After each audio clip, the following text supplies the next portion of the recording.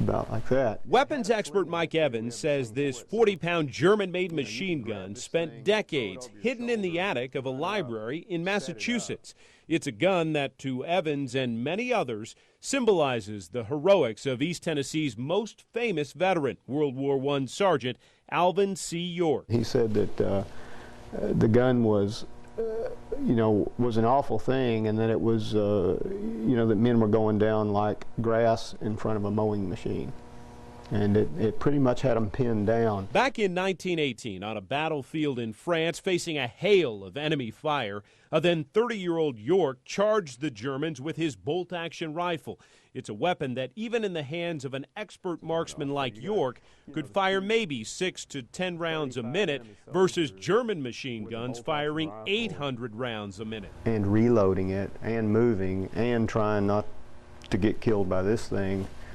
There's a lot of run and gun, a lot of bob and weave. And the whole time he was begging them to put down their weapons. He didn't want to kill any more of them. He killed probably 35 Germans, captured several machine guns, and did it all single-handedly. Joe Benn, board member with the Museum of Appalachia, says Sergeant York was raised by a pacifist mother.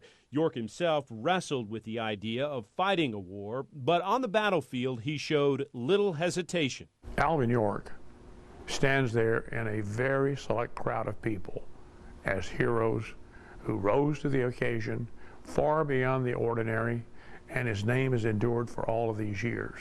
York's legend endured, but this piece of history connecting this celebrated sergeant to his famous charge was long forgotten. A fellow Army soldier in the First World War won permission to mail the gun home to Massachusetts. It was actually paraded down the main street of Nahant, Massachusetts by the Boy Scouts of America in a red wagon and presented to the mayor of Nahant. And the gun sat in the library attic for decades until a worker stumbled on it back in 2003 and word of his discovery spread. It was quite a task to get that machine gun from Nahant, Massachusetts, all the way to East Tennessee. And here's the short version. First, the Museum of Appalachia here in East Tennessee made a small donation to the Nahant Public Library. The Nahant Public Library then transferred ownership to the police department. That department in Massachusetts then gave the weapon to the North Police Department here in East Tennessee. And from there, ownership was transferred one more time to the Museum of Appalachia. The weapon on loan for $1. The whole process unfolded over close to a year and a half. A lot of effort, some might say, for a hunk of metal and wood with such a macabre history. It's a gun, but